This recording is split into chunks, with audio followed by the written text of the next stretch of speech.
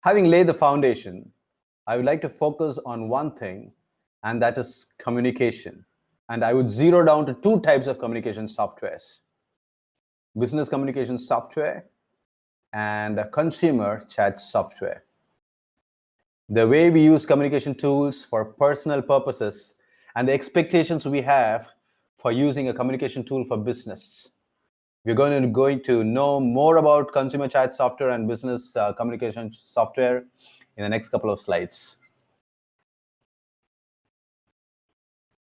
Messaging apps or communication tools are the biggest platforms connecting us today.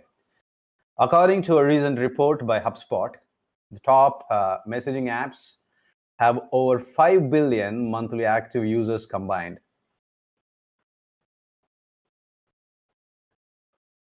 And this number isn't slowing down anytime soon. And this is a market that has a huge majority of businesses simply have not begun to tap into this market yet. A report by Buffer, a social media automation tool, found that barely 20% of companies are making the most of messaging platforms. That means 80% of companies have not implemented a business communication tool for collaborative work, and they rely on consumer chat softwares for communication. And because they use consumer chat softwares for business communication, they have paid a big price.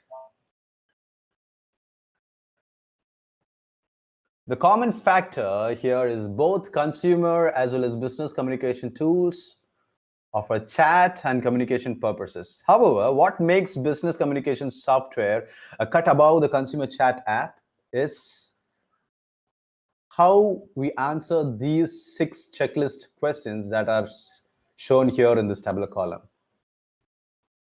When we understand these 6 points, we'll know why we should use only a business communication software for business purposes and not a consumer chat software for business purposes. The first feature, the admin privilege. Consumer chat apps do not have extensive admin rights. Most apps would have the privilege to create a group and add users. But a business communication software requires the ability to manage all the employees in an organization, the ability to map the people according to the departments, the ability to create roles, responsibilities, configure instances, view reports, and store assets. A consumer communication software definitely falls short in this aspect. Second feature is security. Security is all about it's concerned with the securing the sensitive data, where data privacy and security begin to differ is in whom or what they are protecting data from. Privacy is all about using data responsibly. Data security is primarily focused on preventing unauthorized access to data via breaches or leaks, regardless of who the unauthorized party is. The ability to encrypt, to further data, protect data by rendering it unreadable, which in the instance that a breach occurs can thwart cyber criminals from potentially exposing massive volumes of sensitive data. Most consumer chat softwares claim to be secure, but we have seen many instances where data have been breached. We can never compromise on security in a business setting, and that's why a business communication software is definitely needed to have security of your data. Third point is privacy. Privacy is less about protecting data from malicious threats. It's all about using it responsibly and in accordance with the wishes of customer and users to prevent it from falling into the wrong hands. Your data should be safe in your hand and no one should access it without your consent. A business communication software should have security and privacy features at top-notch level. If you see the difference between the second and third point, security and privacy, security is all about protecting your data and privacy is all about protecting the identity. Coming to the fourth point, task management.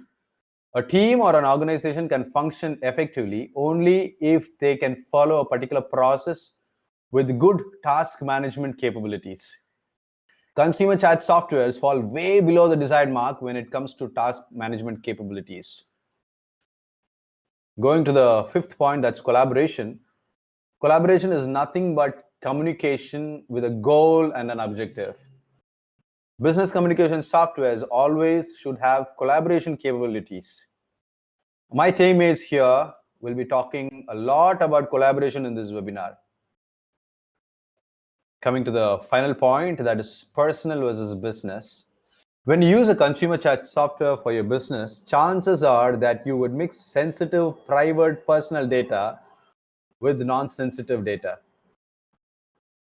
You cannot, and vice versa also. You cannot have both the company and personal data in single app, and that will cause a lot of problems. Search giant Google released a white paper titled Power Your Workforce with a Cloud. One statistics from the white paper clearly shows that employees prefer to use business communication softwares instead of consumer communication softwares for their work. This is exactly what is stated in the white paper. 68% of employees say they'd stop using a consumer chat software if provided with approved internal communication tools. That means many of them are using a consumer chat software for the businesses.